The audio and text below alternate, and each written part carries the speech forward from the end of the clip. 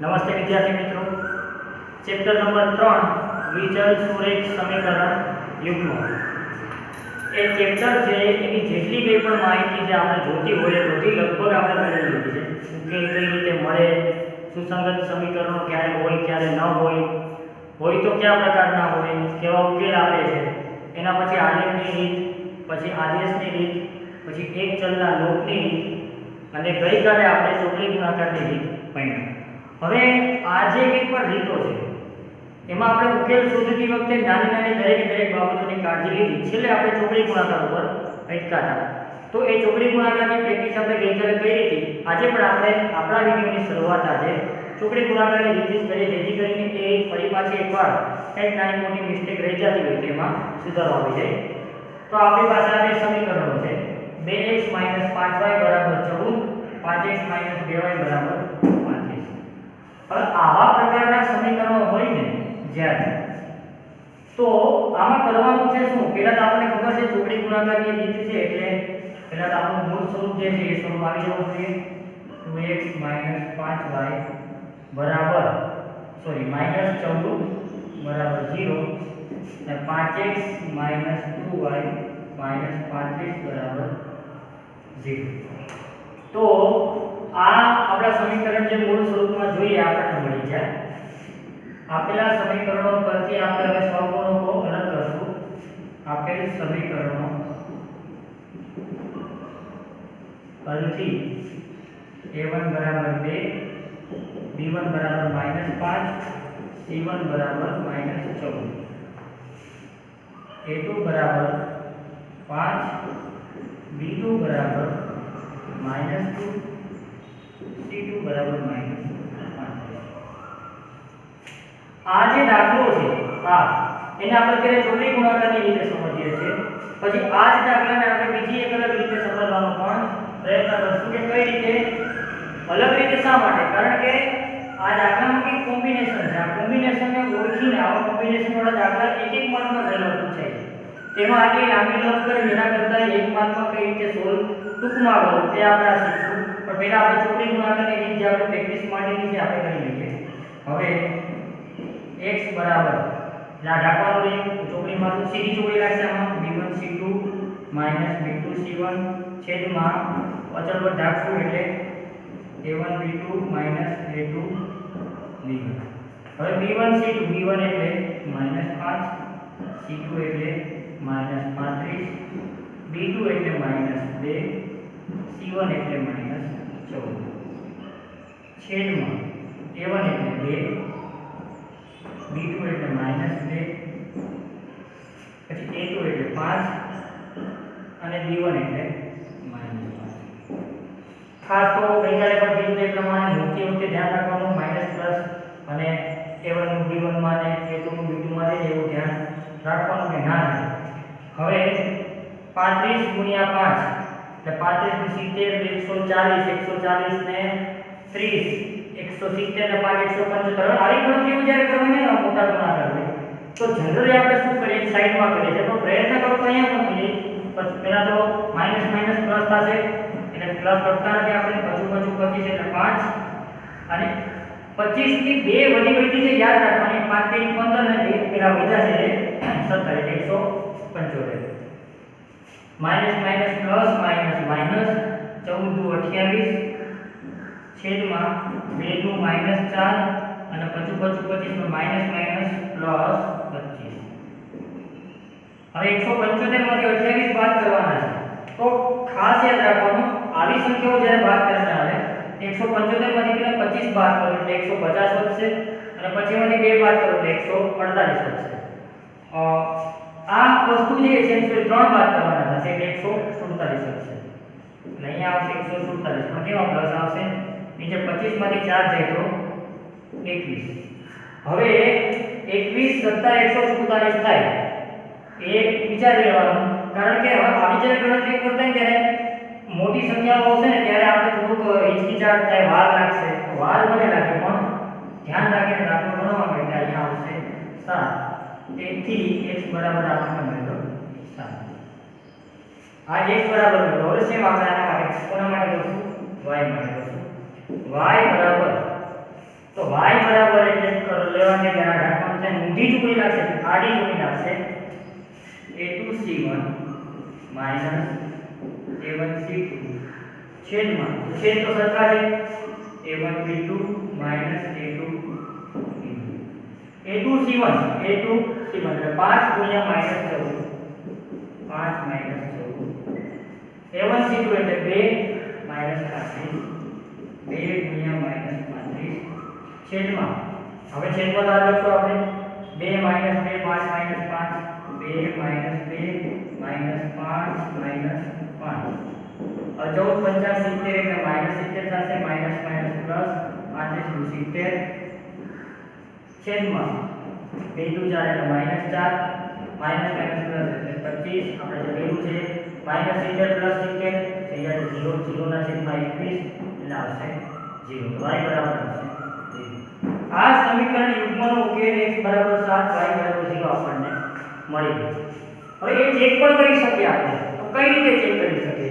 આપણે આ સમીકરણ પસંદ કરીએ. આ સમીકરણ હવે જો આ દાખલાઓની એક ખાસિયત છે કે આપેલા સમીકરણ પ્રમાણે આપણને જે ઉકેલ મળ્યા છે એ સાચા મળ્યા છે કે ખોટા એનો તાળો મેળવવો, મતલબ કે એ આપણી રીતે ચેક કરવું કે કઈ રીતે ચેક થાય. તો અહીંયા જોઈ લઈએ કે તાળો એટલે કહેવાય કે ખરાઈ જવી કે is it true or not. તો કઈ રીતે આપણે એક સમીકરણ પસંદ કરીએ, આપણે 2x 5y બરાબર 14 એટલે આના બરાબર 14 આવવું જોઈએ. તો આપણું આને ઉકેલ છે સાચો છે, x બરાબર 7 આવ્યા છે, y બરાબર 0 એટલે 5 7 7 14 અને 0 એટલે 14.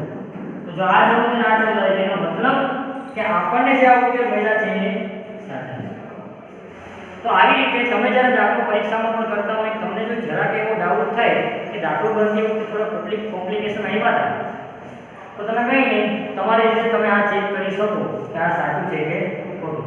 તો આપણે ઉકેલ મળી જાય x બરાબર 7 અને y બરાબર 0. આ ચોકડી ગુણાકારની સિમ્પલ રીત છે, પણ મેં જેમ વાત કરી તે પ્રમાણે કે આ દાખલામાંથી કોમ્બિનેશન છે, મતલબ કે કંઈક એવી વસ્તુ છે કે જે આપણને બોલતી વખતે પંચ કરે. કઈ રીતના વિચારીએ, 2x 5y 5x 2y 2x 5y 5x 2y મતલબ કે એક સમીકરણમાં જે x નો સહગુણક છે એ બીજામાં y નો સહગુણક છે, અને પહેલા સમીકરણમાં જે y નો સહગુણક છે એ બીજામાં x નો સહગુણક છે. તો જ્યારે આવા સમીકરણો હોય તો શું આવડી રીત કરવી વ્યાજબી છે કે બીજી કોઈ રીતે પણ થાય? એક માર્કમાં આવું પૂછવાનું હોય તો આટલી બધી રીત કરીને ટાઈમ બગાડવો અને પછી એમાં પણ નાની મોટી ભૂલ થઈ જાય તો જવાબ ન આવે, તો આનાથી બીજી કોઈ રીત છે ખરા? તો હા છે. તે રીતે જે જોઈ લે કે આવી રીતના કોમ્બિનેશનમાં કોઈ સમીકરણો હોય તો એને કઈ રીતના સોલ્વ કરો એ આપણે હવે અહીંયા સમીકરણો તો એક છે, પણ બીજી કઈ રીતે આને સોલ્યુશન કરવું? માની લો કે આ બધી સંખ્યાઓ મોટી ગણીને આમાં આપણે લોકની રીત વાપરીએ કે આદેશની રીત વાપરીએ કે ચોકડી ગુણાકારની રીત વાપરીએ, એ બધું કેવું પડશે કે થોડું મોટા આંકડાઓ આવશે, મોટી સંખ્યાઓ આવશે એટલે આપણને થોડું બાદબાકી સરવાળા ભાગાકારમાં કદાચ પ્રોબ્લેમ થવાની શક્યતા રહે. તે ન થાય એટલા માટે થઈને આપણે શું કરશું? તો આવા દાખલાને ઓળખી લેવાના. પહેલા કઈ રીતે ઓળખવાના કે પહેલા સમીકરણમાં જે x નો સહગુણક છે એ બીજા સમીકરણમાં y નો સહગુણક હોય, પહેલા સમીકરણમાં જે y નો સહગુણક છે બીજામાં x નો સહગુણક હોય, ત્યારે કઈ કરવાનું હોય? આપેલા બંને સમીકરણોનો પહેલા તો સરવાળો પણ કરી શકો અને બાદબાકી પણ કરી શકો. અહીં સમીકરણ 1 અને સમીકરણ 2 નો સરવાળો કરતા સરવાળો કરીને શું થશે? 2x 5y 14 અને 5x 2y 5. સરવાળો કરીએ છીએ નિશાની બદલવાની જરૂર નથી. તો 5 ને 2 7x 7y 35 ને 14 7 કોમન નીકળશે બધામાંથી 37 49. આ 7 7 ઉડી જાય એટલે x y 7. હવે અહીંયા આપણે x ને કરતા બનાવી દઈએ એટલે x બરાબર આવશે 7 y. આ થયું આપણું સમીકરણ 3.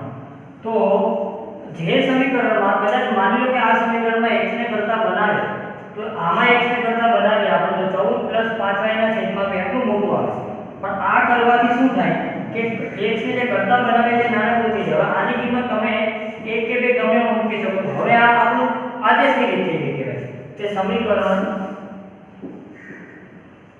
3 ની કિંમત સમીકરણ 1 માં મૂકતા તો x બરાબર 7 + y એટલે સમીકરણ 3 આવું છે.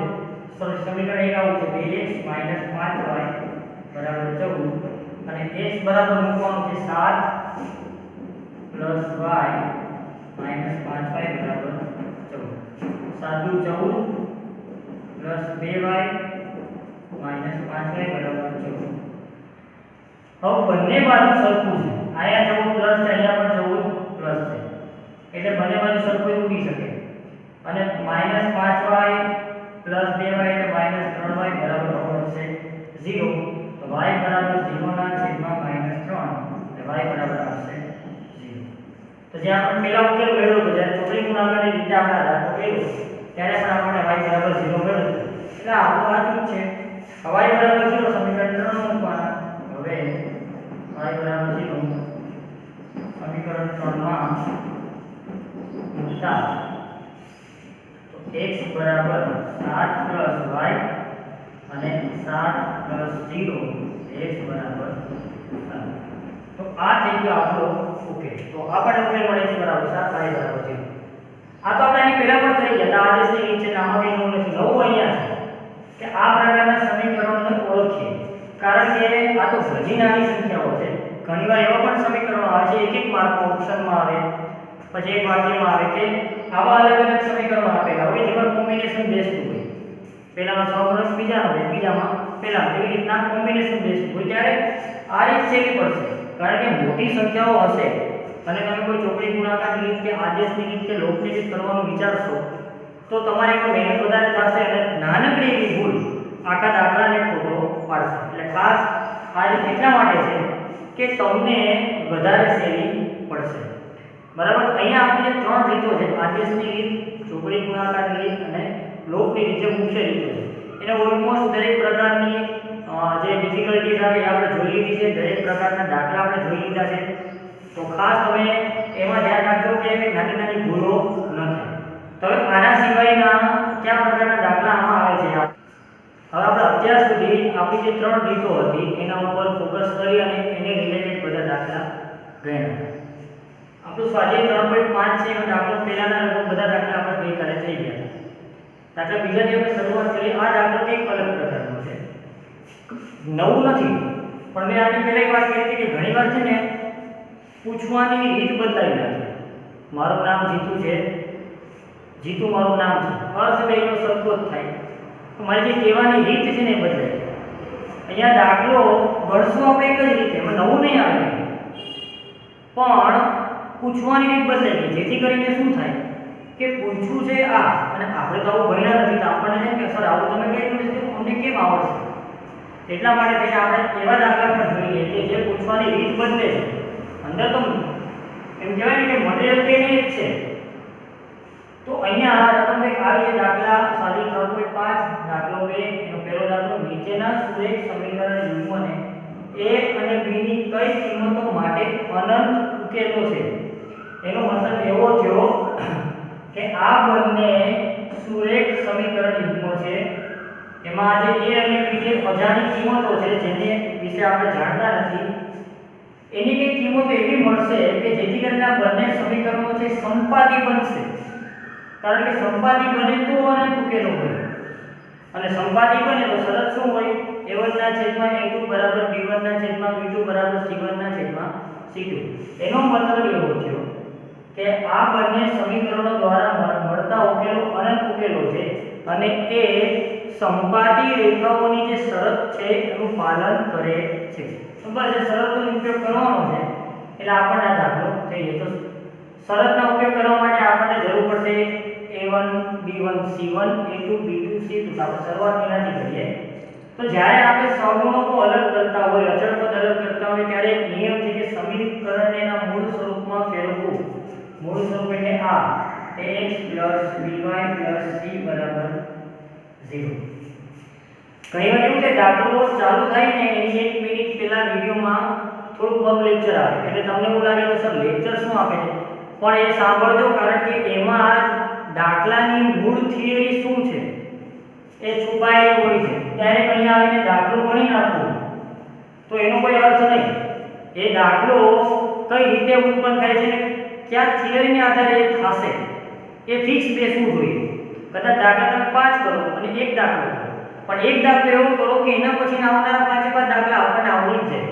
એટલે આપણે એવું કરીએ ને કે આ દાખલો એવી રીતના આપણે સોલ્વ કરીએ કે એને રિલેટેડ ગમે એવી થિયરી આવે તો પણ આપણને આવડી જાય. હવે પહેલા તો આપણે આને આપણા મૂળ સ્વરૂપમાં ફેરવીએ. તો આનું મૂળ સ્વરૂપ અને આનું મૂળ સ્વરૂપ આપણે પસંદ કરીએ. તો આપણે આ દાખલાની શરૂઆત કરીએ. આને મૂળ સ્વરૂપમાં ફેરવીએ એટલે આવશે 2x + 3y - 7 = 0 અને a - bx + a + by. હવે આ બધી વસ્તુને આપણે આ બાજુ લઈએ, જે પ્લસ છે એ માઈનસ થશે ને માઈનસ છે એ પ્લસ થશે. નિયમની બદલે -3a - b + 2 = 0. આ છે સમીકરણ પહેલું અને આ છે સમીકરણ બીજું. હવે આપણે આ બંને સમીકરણોમાંથી અનંત ઉકેલ છે એવું કઈ કીધું છે, એનો મતલબ કે અનંત ઉકેલ છે કે શરતોનું પાલન કરાવડાવવું છે આપણે. a અને b ની કઈ એવી કિંમતો મળશે આપણને કે જેથી કરીને આ બંને સમીકરણો છે કે આ શરતનું પાલન કરશે. તો ગોતીએ આપણે. હવે સમીકરણ 1 અને સમીકરણ 2 પરથી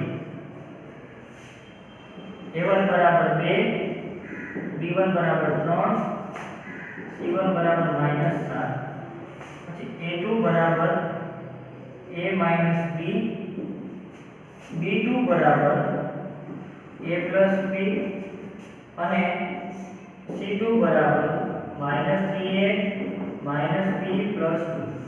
હવે અહીંયા આ તો આપણે આરામથી પસંદ કરતા હોય, પણ ઘણીવાર વિદ્યાર્થીઓને પ્રશ્ન એવો છે કે સર આ કેમ પસંદ કરવું?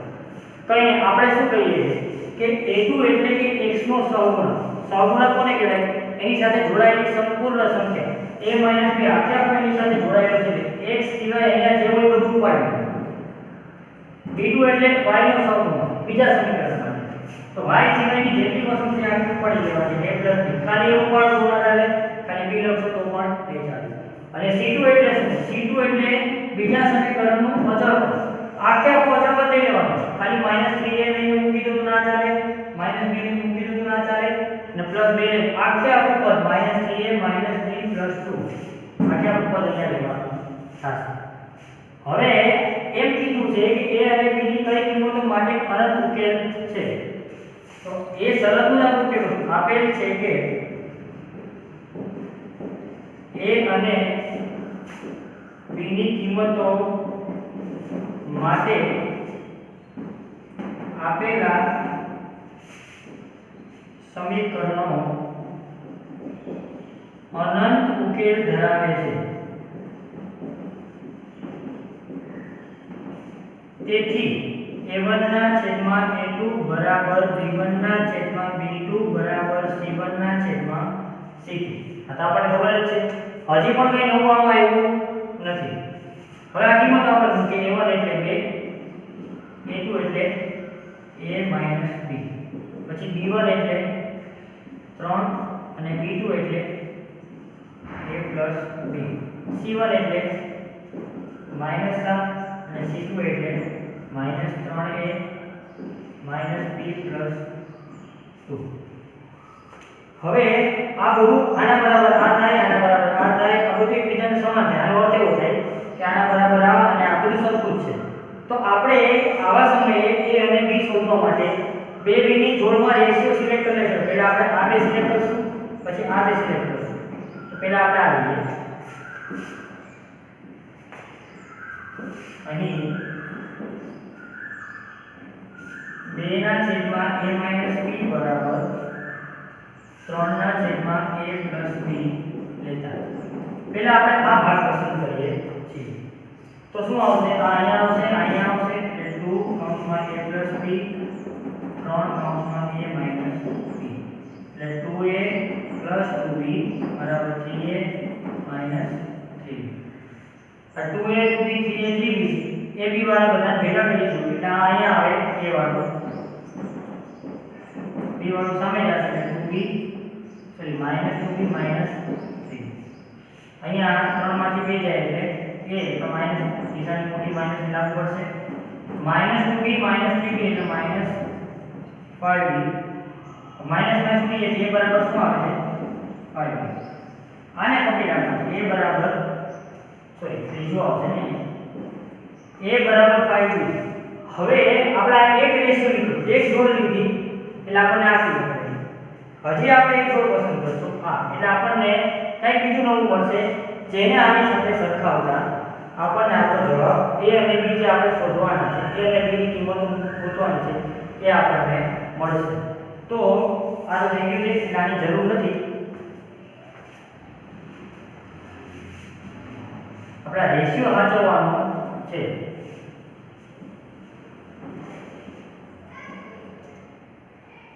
દાખલો નંબર 1 ની શરૂઆત થઈ છે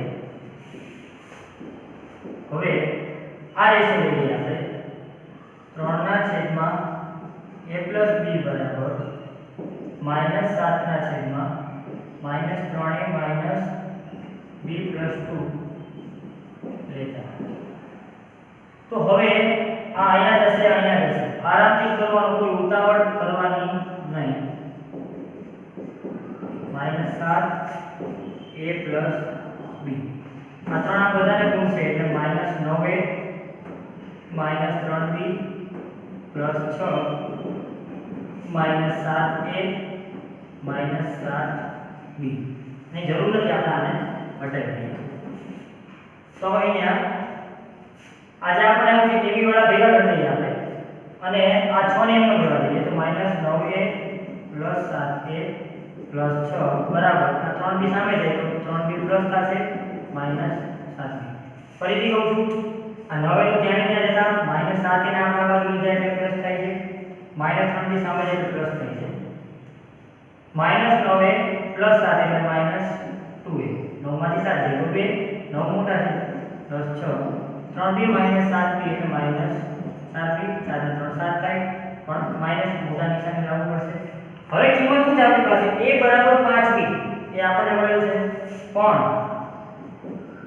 સમીકરણ 3 મુજબ a બરાબર 5b છે તો a બરાબર 5b આપણે મૂકી દઈએ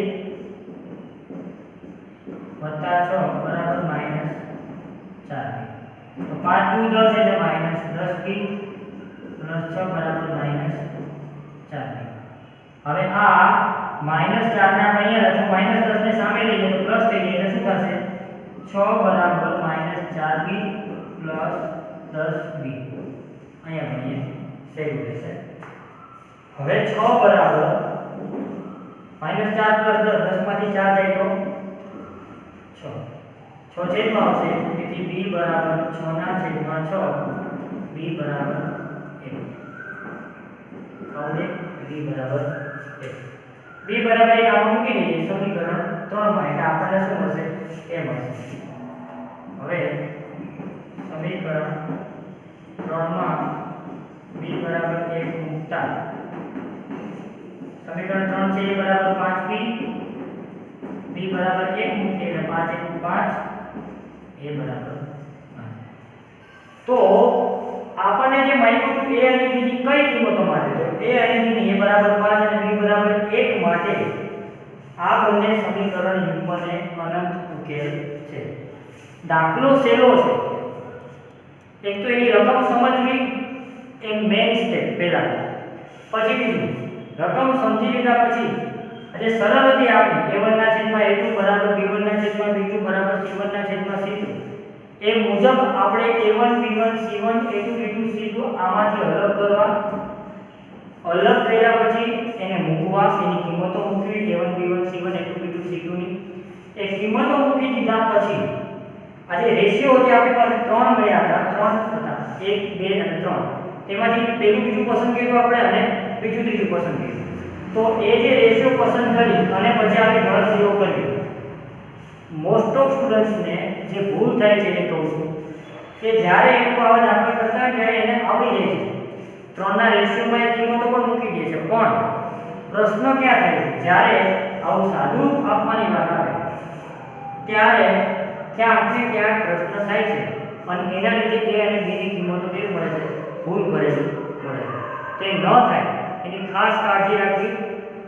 ગણતરીઓ જેટલી વધારે આવશે ને એટલી વધારે ભૂલ થવાની શક્યતા છે, કારણ કે બેઝિક મેથ્સ આપણને આવડતું એટલે આપણને ઘણીવાર ઓવર કોન્ફિડન્સમાં એવું છે આવડે છે એટલે સ્પીડમાં દાખલા ગણ્યા રાખીએ, પણ ક્યાંક માઇનસ પ્લસની ભૂલ થાય અને પછી આપણો દાખલો છેલ્લે તો ખોટો પડે. તો આ દાખલા છે એ પણ હું તમને હોમવર્કમાં આપીશ, અને આ દાખલામાં કોઈ પ્રશ્ન થાય તો કમેન્ટમાં તમે પૂછી શકો છો. કોઈ પણ પ્રકારનો સવાલ હોય તો કમેન્ટ કરવાની, ન આવડે તો કહેવાનું. આવા દાખલાની વધારે પ્રેક્ટિસ કરવી હોય તો પણ જાણ કરજો કે સર એ દાખલાની વધારે પ્રેક્ટિસ કરવી છે, તો આપણે એ પ્રમાણે આપણે આગળ એ દાખલાની વધારે પ્રેક્ટિસ કરશું. જ્યાં પણ આટલું ચેપ્ટર કર્યા પછી તમને એવું લાગતું હોય કે સર હજી આ રીત છે ને એમાં જરાક આ પ્રોબ્લેમ થાય છે કે આ રીતનો પ્રોબ્લેમ થાય છે, તો કમેન્ટ કરો અથવા તો આપણા ગ્રુપમાં જણાવો, જેથી કરીને એ પ્રકારના દાખલા આપણે વધારે પ્રેક્ટિસ કરી શકીએ અહીંયા વિડીયોમાં અને તમને કરાવી શકીએ, તો આપણી એ પાકી થાય. બાકી તો પછી હવે મળશું આપણે આવતીકાલે.